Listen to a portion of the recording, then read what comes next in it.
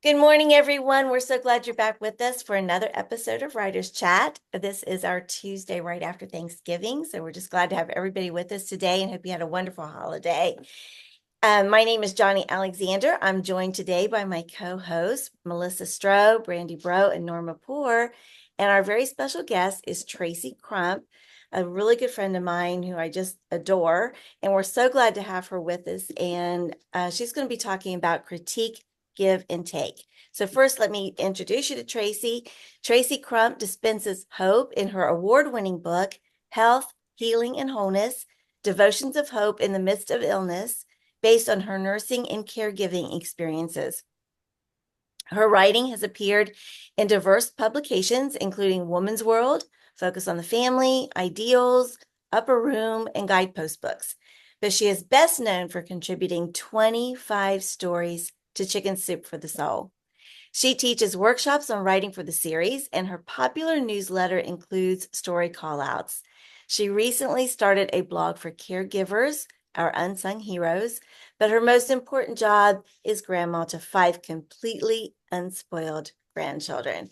So, Tracy, we are so glad to have you with us today and to talk to us about critique, give, and take. So, I'm going to just let you take it away.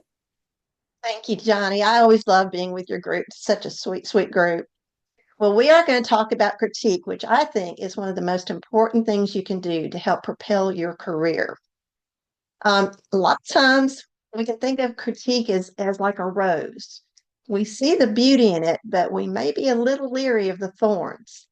Well, we really don't have to be.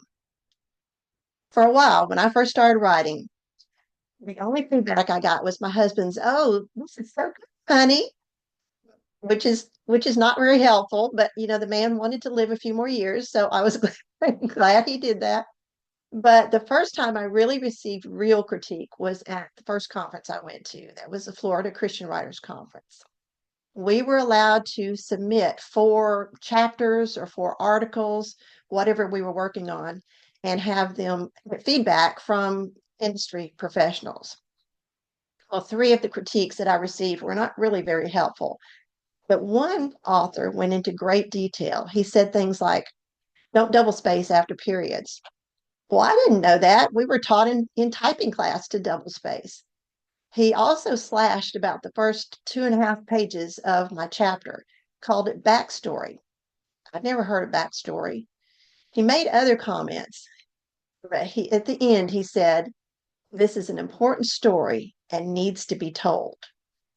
Well, after the initial shock of all those red marks all over my paper, I made an appointment with him and asked questions, learned all I could. And then when I returned home, I made the changes he suggested. And once I saw how much it improved my writing, I was on fire for critique. Thought I don't have to do this alone. Yet I'm just sad that so many writers see critique as an attack on their writing. Maybe it's got something to do with imposter syndrome that everybody talks about nowadays. We're afraid we're going to be exposed as a terrible writer. But that's really not the case. That's not the purpose of critique. Mary DeMuth said, when she was talking about critique, she said, "Be teachable. Welcome critique as a friend. Don't resent it as an intruder." It's so true. Heather Trent Beers, though, gave, I think, a good example of what critiquing did for her. She said, "I've learned to accept criticism.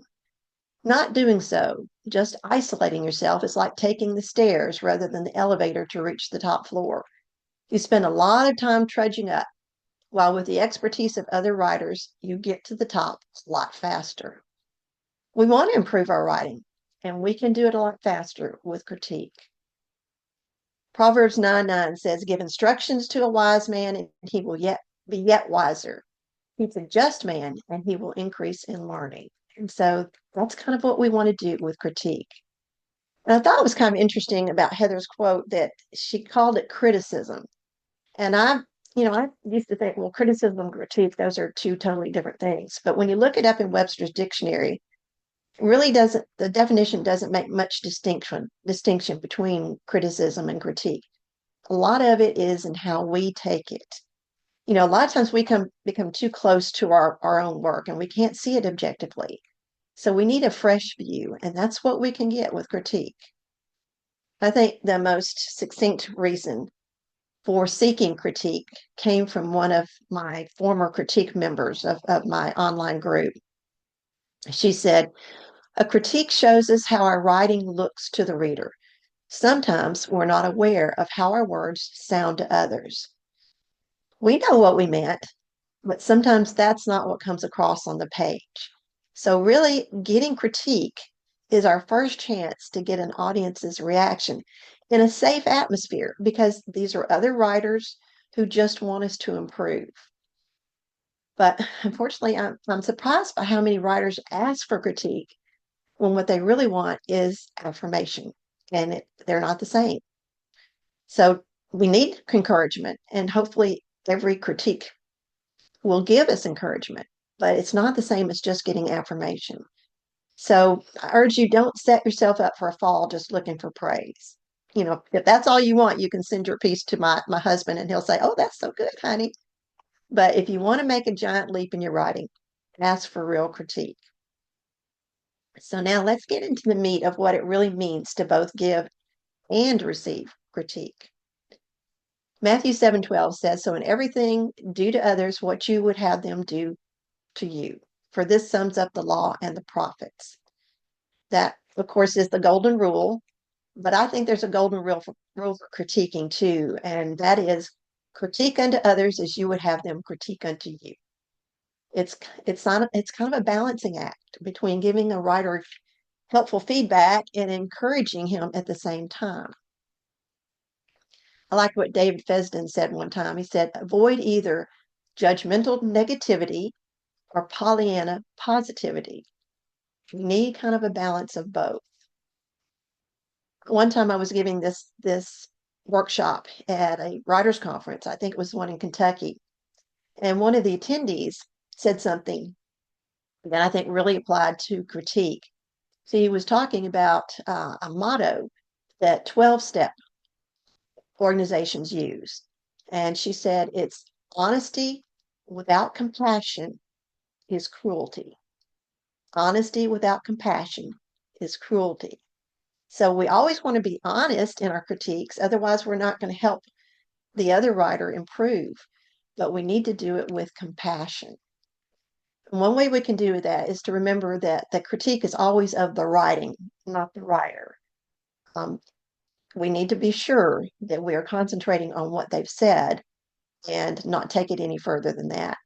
And since each writer is different, it takes a while to learn the right mix for each one because we can all have our own sensitivities and things like that that we might balk at what you say. So it's kind of a learning curve to learn how to minister to each of the people you're critiquing. Now we're going to talk about some of the guidelines for critique. I sent Lisa 3 handouts for y'all. I don't know if you've had a chance to download them, but one of them comes from this book. It's called Write His Answer. It's a Bible study for Christian writers. I would call it more of a devotional book. Not a new book. It was, I think, first published in 1990 by Marlene Bagnall, but I think it's the best devotional book for writers I've ever seen. And she has, at the back of the book, she has a list of guidelines for critiquing and also for receiving critique. And she's so kind, she allows me to use some of these and pass these out too as handouts in my workshops on critique. So I'm not going to read those to you. You can read them for yourself, but I am going to highlight a few of them and maybe add to just a little bit. The first one, she says, ask God for discernment and sensitivity. Um, it's good to pray. Hopefully we're praying before we do our writing, before each time we sit down to write, but it's good to also pray about critiquing. And one of the members long ago in my online critique group, she came up with 4 specific things that we can pray for when we sit down to do a critique. And so I'm going to share those with you. One is that she says that she prays or ask God to help her overlook her own personal preferences, her own pet peeves, on things that God may want the writer to use. We all have our own things that we think it should be done this way, and that may not be what God has planned for this particular writer. Another thing she says is ask Him to show her when to avoid nitpicking. That's something we don't want to do. We don't want to overwhelm a writer. And she said she wants Him to show her when praise is badly needed. We hopefully will always include encouragement, but sometimes a writer needs a little bit more praise than usual. And she also said she asked him when to point out that something should be said in gentleness, when it may be a topic that the writer is struggling with to present. And so we might need to be a little bit more gentle. And then the second thing she says is to find something positive to say before making suggestions for change.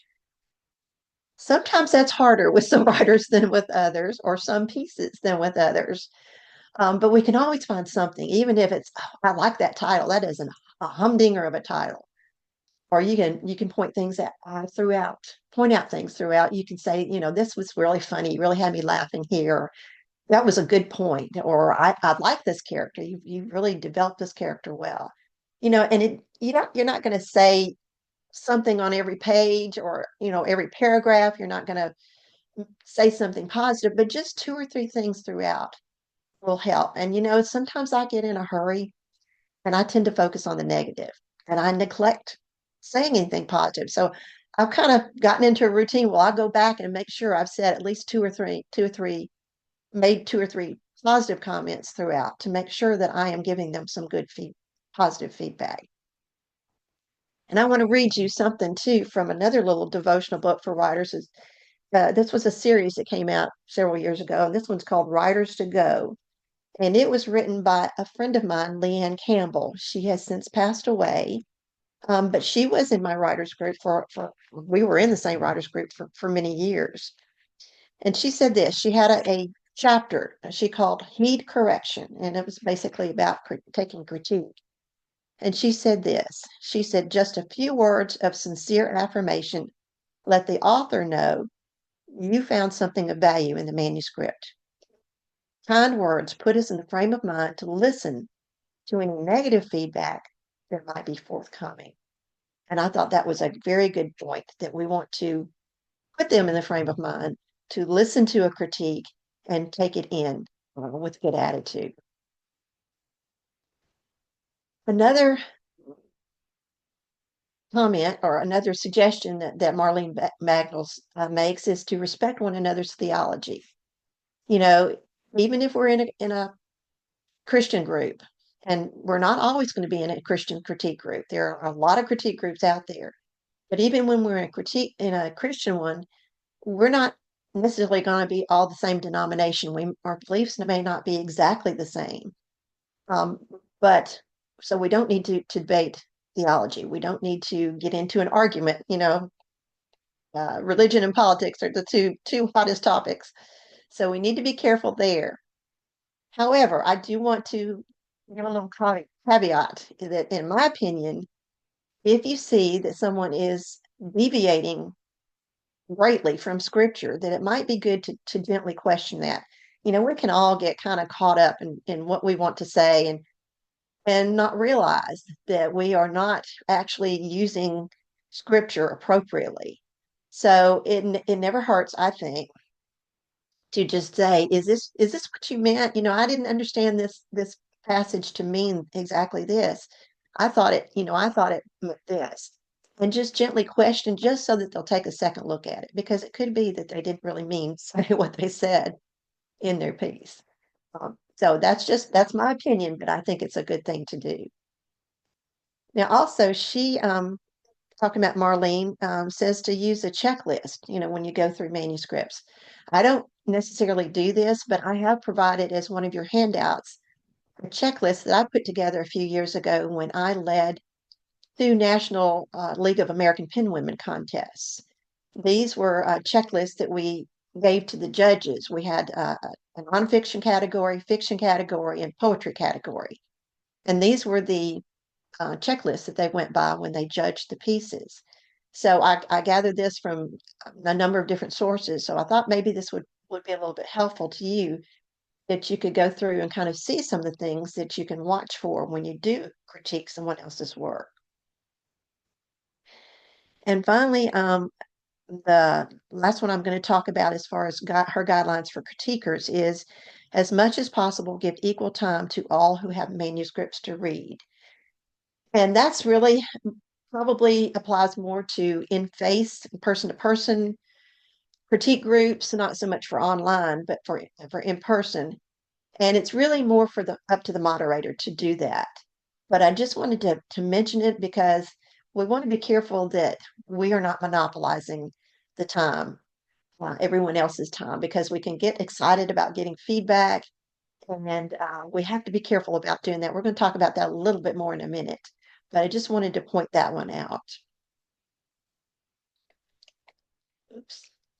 All right, now I'm going to go on and add a little bit more to what I feel are good guidelines for critiquing. So this is in addition to what Marlene had mentioned. And one is to avoid the temptation to rewrite or change a writer's voice. Um, we have to be careful. We know how we would do it, and we have to be careful though that to remember that this is not our piece, and it's up to this writer how to say it. Now, we want to always make suggestions for improvement, especially in the areas of clarity, grammar, uh, syntax, how it flows, things like that. And we can always make suggestions on how they can maybe round out a character better or do different things like that that will improve the piece. But we have to be careful not to try to change the writer's voice, even accidentally. So we have to be careful of that. Um, we don't want to point out every error.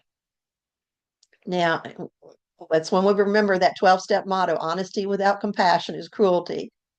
And all those red marks, just like on my paper, can be kind of overwhelming. And I'll be honest, I have trouble with this because I am a detail person, and I tend to point out every single thing that I see. But like Tim Wade said, don't return the manuscript bleeding like the crucified Messiah, because all those red marks can crush the writer. When you're in a group, as opposed to just having one critique partner, you can also keep in mind that others are going to catch what you don't. So you don't have to make a remark on every single error that you see.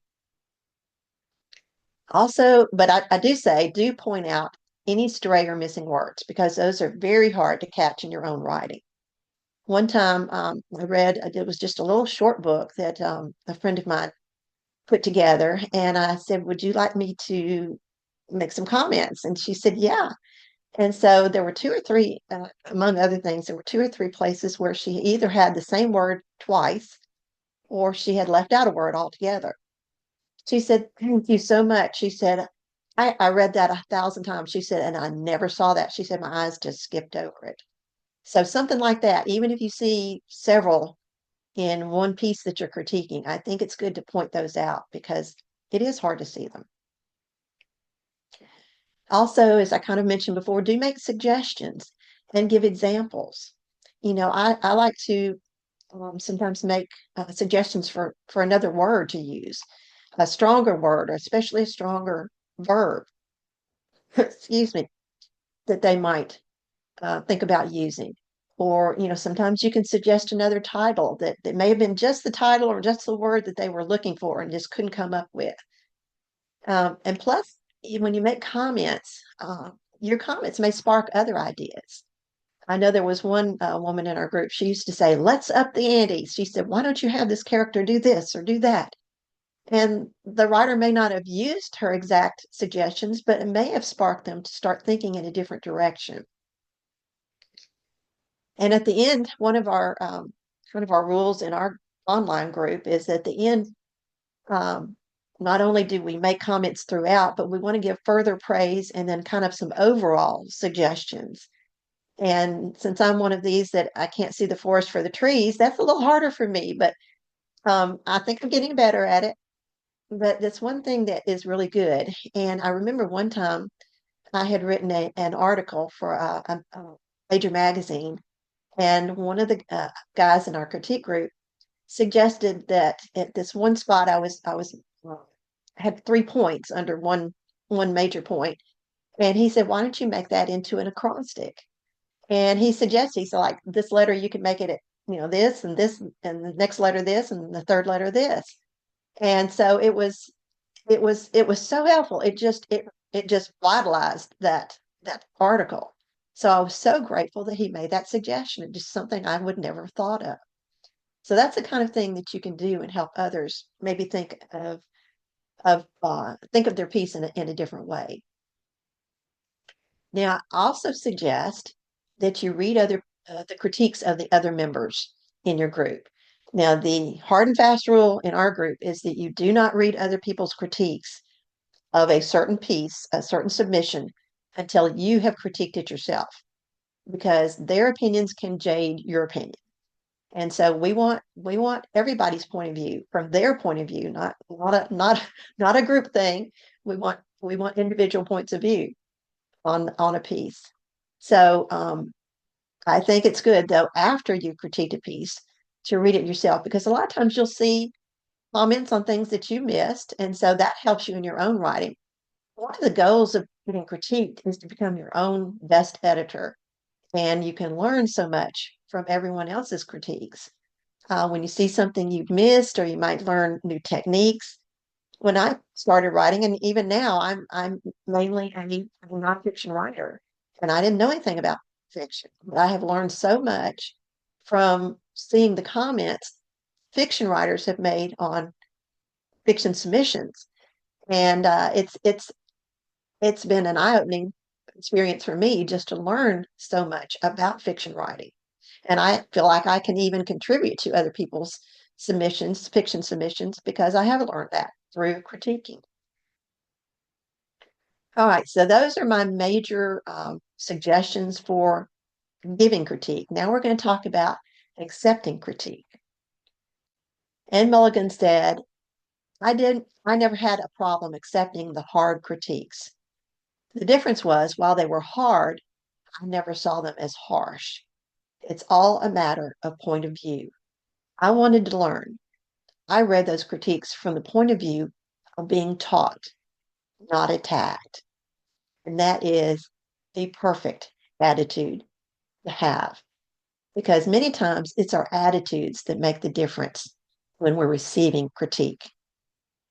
When our younger son, Jeremy, was 13 years old, he started working at a radio station. And he was 13, so he couldn't drive. I had to drive him up there. We had to leave church because he would go up there and put our church service on live from the radio station. And then in the afternoon, he would play pre-recorded programming. So we would rush up there, and I would stay with him because there was no one else at the radio station. I was about to leave my baby up there by himself. And so I would sit with him in the sound room a lot of times. And around the walls, three walls of the sound room, there ran a big banner. And the banner said, I will never forget this banner. It says, attitude is the paintbrush that colors every situation. Attitude is our choice. And so we can choose to see critique as an opportunity to improve a piece and to master skills, or we can see it as a crushing defeat. It's really up to us. So this is where we kind of develop that thick skin that you probably hear so much about. One time, after I had published a few Chicken Soup for the Soul stories, and I think I had maybe started doing chicken soup workshops, a lady contacted me. I didn't really know her, but she contacted me and asked me if I could look over a couple of stories she had written and wanted to send to Chicken Soup for the Soul. Now, this was before I did editing and all that, and I said, yeah, I'll be glad to. And so she didn't want a complete edit. She just wanted my feedback on it. Well, I read through her stories, and I thought, yeah, this is not going to fit with chicken soup for the soul. But I thought you could change it. You could revise it to make it fit. But I didn't know how much to say to her. Like I said, I didn't know her. I didn't know how she would take it because some people really get up in arms when you start attacking their what they feel like attacking your work. Well, I knew though that everything was going to be okay when she said this in an email. She said, I really like sound advice that cuts to the chase. So feel free to speak from your own heart and experience as to how I can improve either of these pieces prior to submission. Well, that just freed me. I knew that I could tell her how she could improve it and that she would take it well. She had a good attitude. So let's talk about how we can have a good attitude or how we can take critiques. Because even if we take critique with a good attitude, we don't have to take every suggestion. My friend Mary Lane Way Coke said, it's like a buffet dinner. Take what you want and leave the rest. So it's up to us how much we want to change our piece when we get a critique. And a lot of times we're going to get conflicting views. If we're in a group and we have several different people critiquing our pieces, what one person likes, another person hates. We all have different opinions. And so then it will be our job to decide how we want to use that critique or how we want to use those suggestions. That's just the nature of critique. I know one lady said she often asks herself, is this a critique I need to take action on or something I would be changing just to please one person?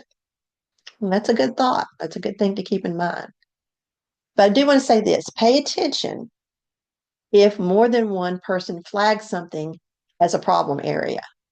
Because if more than one person sees it that way, then the reader will probably see it that way too. Either it's not clear or you just need to do some more work on it, whatever. If more than one person says something, take a second look. Now we're going to also on guidelines, Marlene Baggett's guidelines. She she made a lot of suggestions for the what I call the critique. Okay.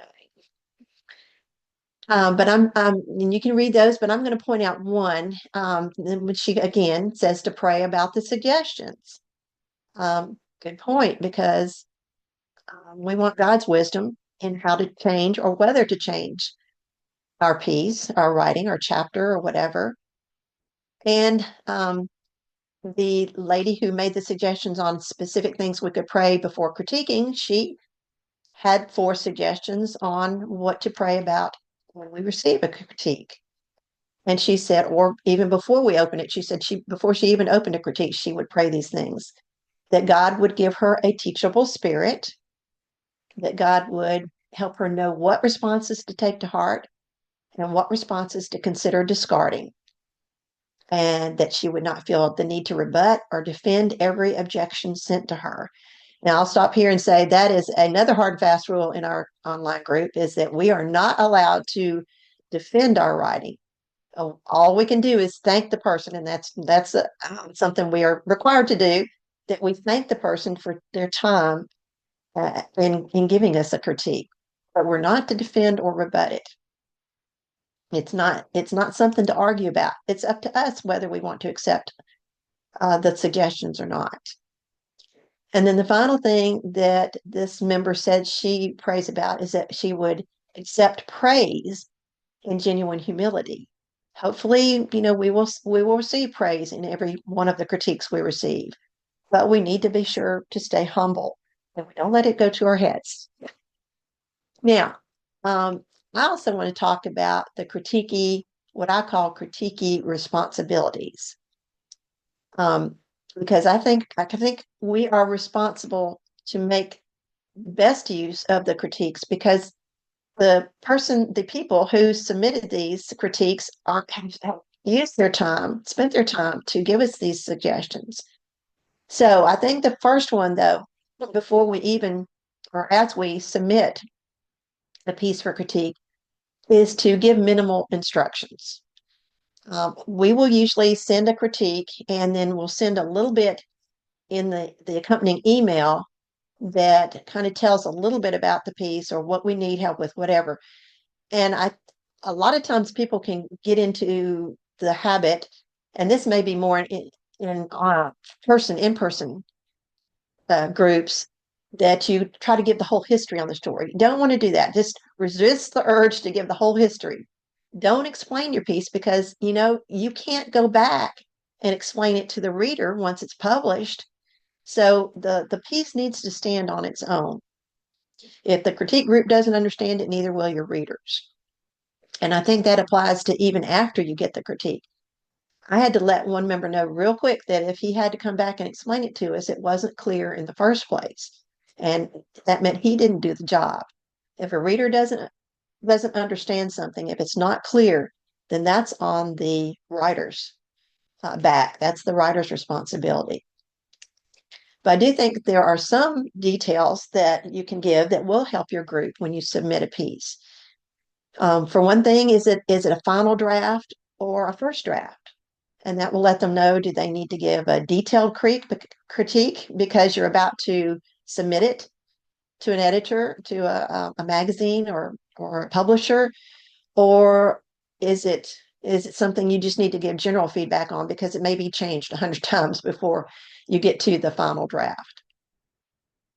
Also, what market are you considering and what is their slant?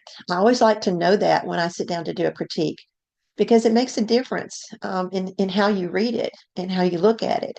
And you want to try to make sure that they are conforming to the guidelines of that particular market. Now, they may not know, they may not have an idea of where they want to submit it yet. And that's another way critique groups can help you because a lot of times we can suggest markets for a certain piece. So that's something though that you would want to let your critique partners know. Also, what do you want them to focus on? We all have our own strengths and weaknesses, and even in certain pieces, we may have something that we're struggling with. I know one fellow said he learned through his experience to give people the help they wanted, not the help that he thought that they needed. So he may try to focus on grammar when what they really wanted was help in making it clear or something like that. So those are things to keep in mind that you might want to let your critique group know before you submit a piece. Also, I ask my group to please proofread before you send. Don't send a really rough draft. It doesn't have to be perfect. Otherwise, if it were perfect, you wouldn't need a critique group. But don't send something so rough that your critique partners have to spend their whole time correcting things you could have corrected yourself. It's not a license to be lazy. Then there's simple things you can do, and I know you all know these. You can run spell check and grammar check. It doesn't mean it's going to catch everything, but it might catch some things. You can do a search to find and replace the extra spaces in there. You can also read it out loud to yourself, or have someone else read it to you, because we all know the ear is less forgiving than the eye, and you can catch a lot of things that way. And my friend, again, Mary Lane, who I quoted before, she was editing for a doctor one time, and she said he sent her a piece full of common mistakes. She said he knew better. And she said I lit him up like a Christmas tree. I figured I'm not his maid, and I'm not paid to take out his trash. So, you don't mess around with Mary Lane. But anyway, so just be sure that you proofread it and try not to send something that is full of errors so that your critique partners can concentrate on the places where you really do need help. I also ask that you incorporate previous suggestions. It's really frustrating when you don't do this. We had one lady in the critique group one time. She had written a whole book and she was submitting one chapter at a time. And in the first chapter, I spent a long time making a lot of comments. She pointing out things like she was double spacing after periods. She didn't know apparently either. Her commas and periods were outside the quotation marks rather than inside where they should have been. I pointed out some weak verbs, passive construction. These weren't just opinions, they were a lot of them hard and fast grammar and formatting rules. And so I sent that to her. She thanked me, like we all do. Then the next month, she submitted her second chapter full of the same errors. She had not incorporated what I showed her in the first chapter in her second chapter. And so that was really frustrating for me because one thing that we want to do is learn through our critiques. And a lot of times I will not only make a comment on say a comma, but I'll say, you really be sure to look for places where you need commas in your compound sentences and do just kind of a little bit of teaching. I don't want to ever talk down to somebody, but if that's something they don't know, then I want to let them know and so that they will learn for the next time. In First Corinthians, Paul said he fed his disciples with milk, not meat, because they weren't ready for it. So I say it's okay to be a beginner, but just don't stay that way. We want to learn and grow through our critiquing. Now, we're going to talk about the unique critique personalities. And you may see yourself in here. I know I do.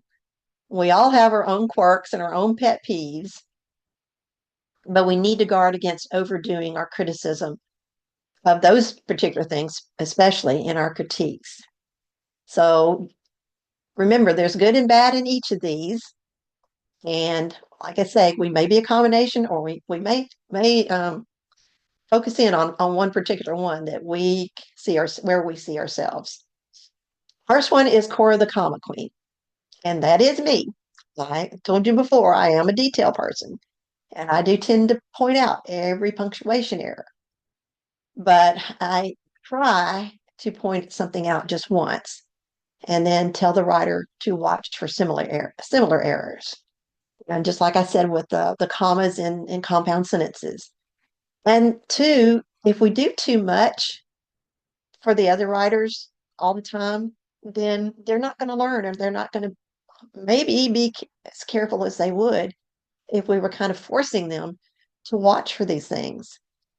But we do have to judge according to the writers because some people just can't do grammar. It was easy to me in school, but it's not to everybody. And so once we kind of learn about the personalities and the strengths and weaknesses from our critique partners of our critique partners, then we can know whether we need to go ahead and point out maybe each of the commas that need to be changed. Because some people just do have struggle with certain things, and grammar is one thing that some people struggle with. I remember one lady that used to be in our critique group, she said, because I didn't learn all the basics in school, I often need correction and reminders about grammar. And she said, I never feel put down. That was one of the most encouraging things to me as a critiquer is that my critiques did not make her feel put down.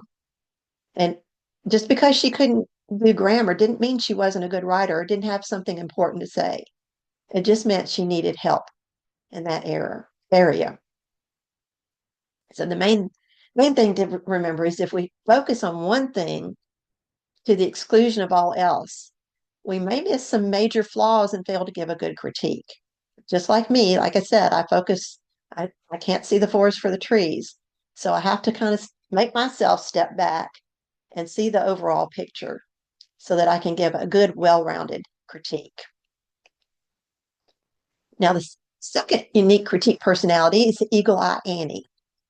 She sees the overall picture like an eagle soaring overhead, scans the field to get the big picture before he hones in on that little mouse that he wants. Um, there was one time we had a lady like this in our group. Well, we've had more than one, but one time, uh, one of our members applied to do a Q&A column at a major magazine, and what they did was everyone who was applying to do that, they would send out a sample question and have them answer it and send it back then, and then they would make their decision according to that. Well, she didn't have enough turnaround time to send her submission to us to get us to critique it, so she had to send it in. And they let her know that she would have been their second choice, but that they had chosen someone else. So the next month, she submitted that piece that she had written to us and said, please let me know what I did wrong. She said, if I ever get a chance to do something like this again, she said, I want to do a better job. So I read her piece and her answers. And I said, I made a few suggestions, but I said, this is really good. I said, I really don't see anything major wrong with it. And once I sent that to her, I read everybody else's replies, and they said basically the same thing. They said, this is really good. We don't know why you weren't chosen, except for one person. And she said, you didn't answer the question. Thought, she did. I went back and read it, and I thought, she didn't. She didn't answer the question. And only one person out of our whole group recognized that. Now, a lot of times, this particular person could not do grammar well. She a lot of times needed a lot of help with her submissions. In fact, I was kind of irritated that one of our members refused to even critique her anymore because it took so much time to correct everything that she needed correction for. But I think it's just a good illustration of how we all need each other. We are all one body, just like we're the body in the body of Christ. As Paul said in 1 Corinthians 12:14, for the body is not one member, but many. And we each have our own strengths and weaknesses. We all need each other, and we're all valuable in our own way. She was the only one who recognized that the writer did not answer that question. And once in a while, you'll get a critiquer who can see both, they're really good at both the detail and the big picture. We had one guy like that, and he would even say, 3 chapters back, which was probably 3 months ago that he read it, he said, your character had blue eyes, not green eyes, or your character said this, so this doesn't jive with that. So he was really good, and he would also was good at grammar and the little details. Um, but even if we're not good at both, we all have to try to do both. Like I try to see the big picture a little bit more and give overall comments that might improve the piece. All right, our third unique critique personality is talkative Ken. He just wants to talk and talk about his own work. This is really more of a problem in face-to-face groups. And I know one time when we were having a critique session, a face-to-face critique session, there was one lady, real sweet lady, but I would call her a social activist. She was very passionate about government and politics and all that kind of thing. And so she brought a piece to be critiqued. Um, she just kept talking about it and not reading it. And finally, I stopped her and I said, why don't you read it to us so we can give you some feedback? She said, okay. And then she just went on talking and talking and talking. And she probably would have taken up the entire hour if I had let her. So finally, I had to say, I'm sorry, your time's up. We need to move on to somebody else because it's not fair to the other people there who also want feedback on their work when one person takes up the whole time. So we have to be, like I said, we have to be careful that we don't get into that situation, that we're not the one taking up the time, and be aware that other people want to have their moment in the sun and get their feedback too. Then there's also sensitive Susie. She takes offense at any suggestion. She just wants affirmation. She doesn't want to know how to improve her piece. So I really don't know why she's in a critique. But she is there a lot of times. And there's also jealous Zelda. She overdoes the number and intensity of comments. I know one time one of our members used to say, when she would come across something that maybe wasn't quite clear, she'd say what you mean. And that comes across as harsh. There were probably 100 other ways she could have said that. So we have to kind of be careful that we don't get to be a zealous Zelda sometimes. It's really bad when you have a sensitive Susie and a zealous Zelda in the same group. That can cause all kinds of sparks. But unfortunately, we can all be one or the other at different times in our lives. We may have had a bad day, or be writing about something that's very personal to us and maybe be oversensitive about it. Or we can all, get a little bit full of ourselves and become a little overzealous in telling the other person how they need to change their piece. I know I have done that before. I had to actually go back and apologize to one of our members because it was something I didn't think of at the time. It was a piece about her mother. And I got a little bit, just overzealous in my critique. And so we have to guard against that, but we can all do that kind of thing at any time. We have to remember Romans 12:18. If it is possible, as far as it depends on you, live at peace with everyone. So to sum everything up, critique is an invaluable way to improve our writing and to polish our work before we send it to an editor. And the best way to make critique work for us is to give as much as we take. We don't want to just get everybody's critiques on our work, very thoughtful, well thought out critiques, and not do the same for others. But we also have to welcome critique as a friend, as Mary DeMuth said. Even for the best of writers, we find that there's a time to keep and a time to throw away. So that's all I have. I'm going to stop share. And I didn't know if we wanted to take questions. Yeah, does anyone have a question? There's been a lot of commenting, but it's been more about what you've been talking about and about commas and critique groups and different things. So I don't know that there were any specific questions. Did anyone else notice anything? But we can have, if you want to come back on, this is your chance, come back on.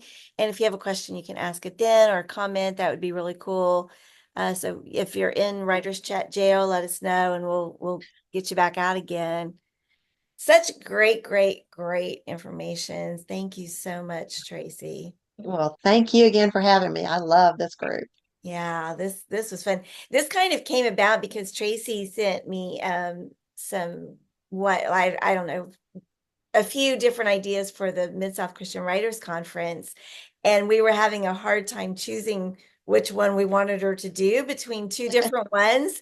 So finally I said, okay, we're going to do this one for the conference, which is in March, so you can come hear Tracy speak again in March. Will you do this one for Writers Chat? Well, That's how I'm that glad you did. worked out. Yeah, me too. Me too. All right. Anyone have any questions or anything they want to say? I think it was super helpful and encouraging and a great reminder that whether we're giving or receiving critiques to do it like you said with compassion and with kindness. Mhm. I have been blessed to the several different critique groups that I've been a part of at different times that everyone had just such a great compassion for each other. And so far, except for one, and it didn't come across harsh. It was just not what I expected. So my feelings were hurt a little bit, but that was on me. I've not ever had a mean spirited critique, and I'm thankful Good. for that. And I'm sorry to those of you who have experienced that. Um, Oh. I have a saying, and the admin here knows this. If I have an idea and I say it at my word weavers group, I said, here's my thoughts. You can float them or flush them. It's up to you. That's And good. um, that's that's also how I try to receive critiques is, God, what do you have? And go from there. So Tracy, thank you. This has been very encouraging and uplifting. I do have one question, if you don't mind. What were the two books that you mentioned? I wasn't able to write them down. That's Okay. One is called Write His Answer Okay. by Marlene Bagnall. She's the one who had the guidelines for critiquing. And the other, I don't know if this is still available or not. It's called Writers to Go. Writers Devotions to Go. I'm sorry, Writers Devotions to Go by Leanne Campbell, Leann Campbell. And I don't know if that's still available or not. Just a little tiny little short pieces, but very helpful. Thank you. Yeah. I'm glad you asked that because I was wanting the second book too. I've got the first one. It's a classic, I think. So It is. if you haven't read it, read it. Mhm. Pam? Have anybody ever, it's not a critique group, but you share your writing with someone who's not a writer at all, and they give you something brilliant, and you're like, you're Yes. not even a writer, but it's brilliant, so you use it. That has happened to me more than once, and I was really thankful for that too. Yeah, Yeah. I kind of beta tested at one time. I was thinking about doing a middle grade novel, and so I kind of beta tested the first chapter with some homeschoolers, and I was amazed. Oh And it was yeah. like the 12, like the 10 to 12, 8 to 12 Mhm. age range, that the comments they made, the helpful suggestions. Kids are And one brilliant. one Yeah. yeah, one family said, "You mean we're not getting the second chapter now?" The kids were upset. Well, that makes you feel good. It does. I always tell when I'm doing picture book editing that if you really, really want good feedback, read it to your age group, but don't tell them you wrote it because Mm. Mm, kids are really honest. Say, hey, I want to tell you a story and I want you to think about it. Or tell me what you think about it. I'm like, yeah, do that. And then of course your grandkids, right? mhm. Yeah, my grandkids are pretty honest with my Just don't give it to your husband. He'll say, Oh, "Oh, my husband doesn't read anything except for the Bible and an occasional nonfiction. So, yeah, he's no help. I'm fortunate. My husband is a we used to call him the grammar Nazi. So if I need something checked, I give it to him and say, just look over it and see if there's anything that jumps out at you. So Yeah. that's very helpful. And my husband was a public school teacher, K through 8. So because I write mostly for younger kids, and so I would say, is this okay for a fifth grader? Or is this okay for a yeah." third grader? He's helpful with that. Mhm. Tracy, I have a question. Yeah. Uh, can you give suggestions or examples of times when you've been looking at work and identifying when you say don't mess with the writer's voice, Mm. uh, ways that you can identify if you don't maybe know them well, or how can you identify what's their voice or what's the way they write versus something that needs to be corrected? Excellent Mm, question. yeah.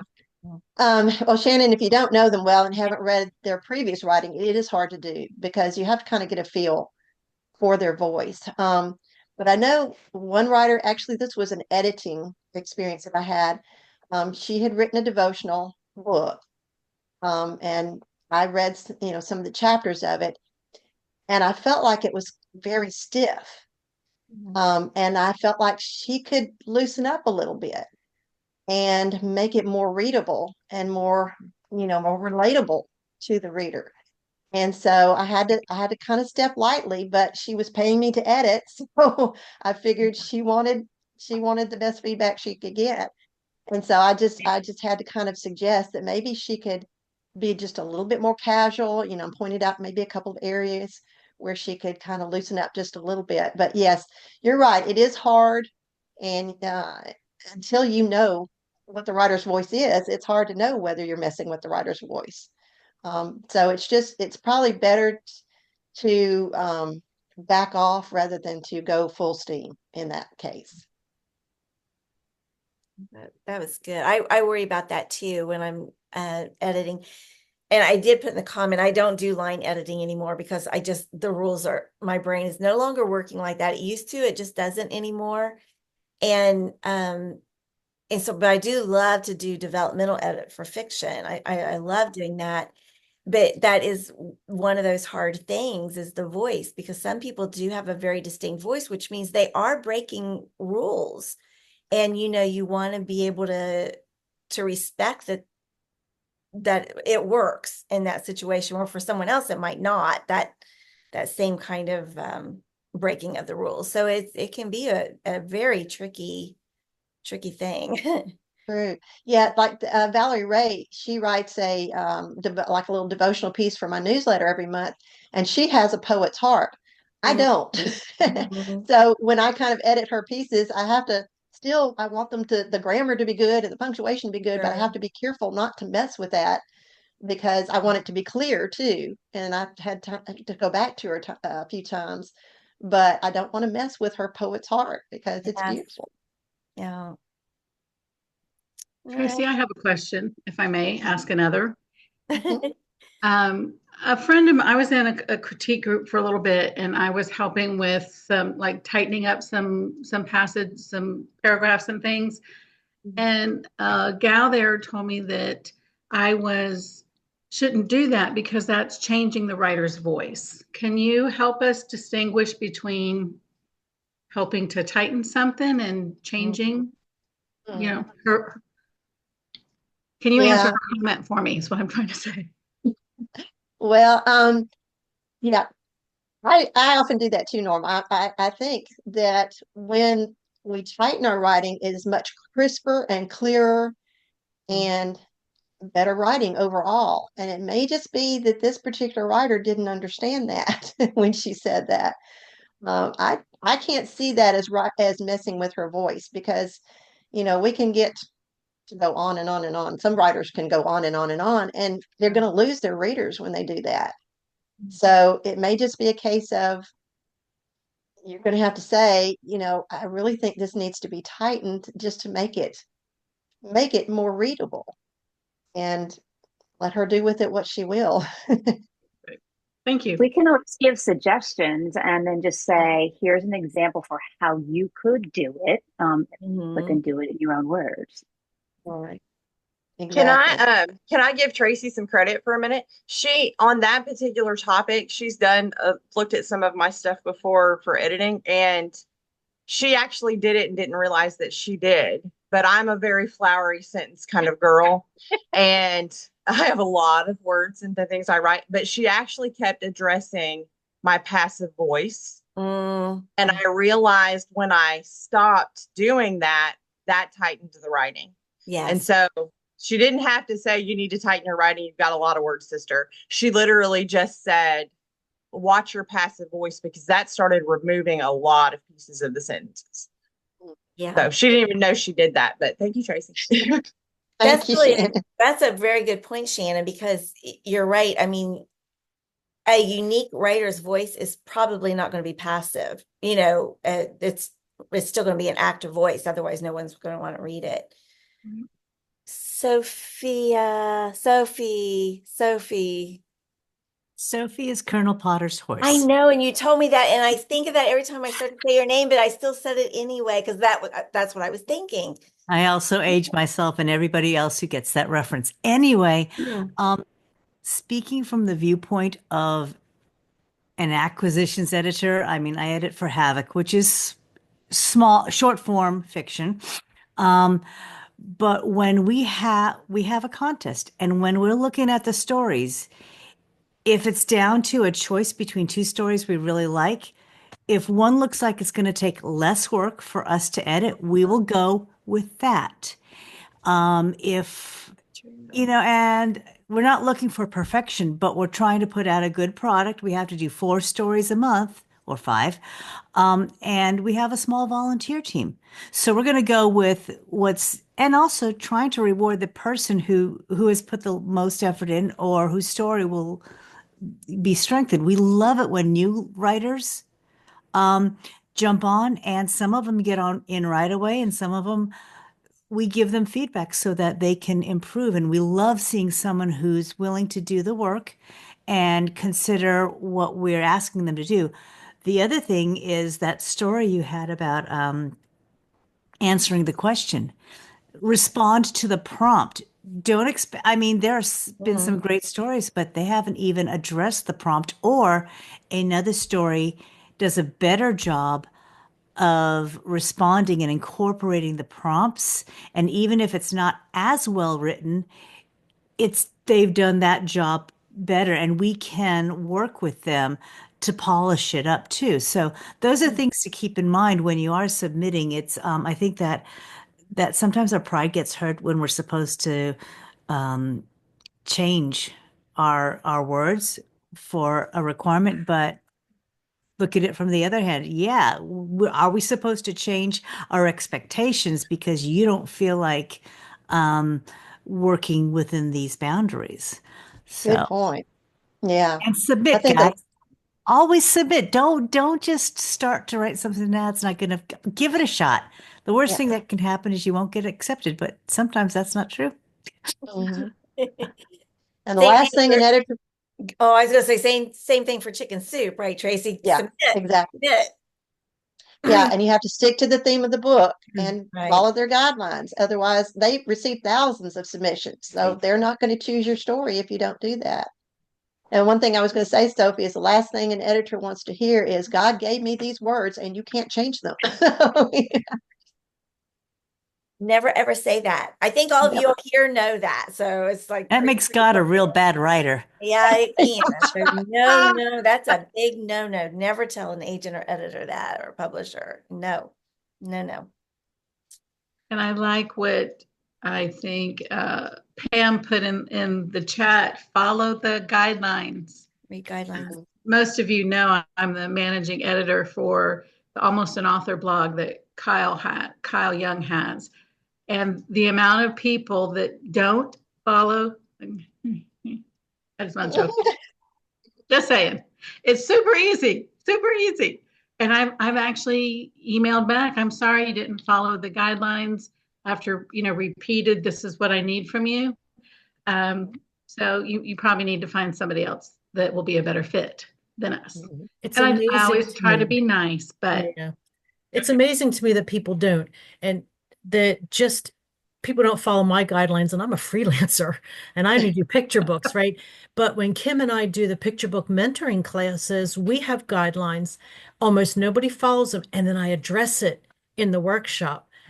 Everybody, we set out forth guidelines and none of you followed them. This is a thing because if you want to get picked up by a traditional publishing house, and then we go through of what I don't name anybody. I just say, here's some guidelines. This is what we didn't get, how these guidelines were not followed. And, it's okay for us. It's just me and Kim. You paid to be here. But if you want to get picked up by a traditional house, you're going to have to follow the guidelines. That's Well, let's right. just put it this way. If you do not follow guidelines, you're essentially flushing all of your hard work down the drain. Right. Or you think you're better? I'm better than the guidelines? I don't know. I think people just don't read is what it is. Or they look at it and yeah, it's a lot of work. And every publishing house has different guidelines. And so you have to take the time to do that. That's the work we don't like because it's not creative, but it can be. And that's what I try to tell people too, that writing your proposal and stuff, you can get creative with that. Think about it as a different form of creativity, and that's helped me. So, I like David's comment. Guidelines are not suggestions. Very Exactly. true. yeah, They're absolutely. there for a reason. And any that don't, just get shoved aside. Anyway, this has been a wonderful talk. Thank you so much, Tracy. It really helps to see all the ins and outs of giving and taking critiques. Melissa said it's not like the Pirates cut. Pirates of the Good one. Caribbean reference there. Yes.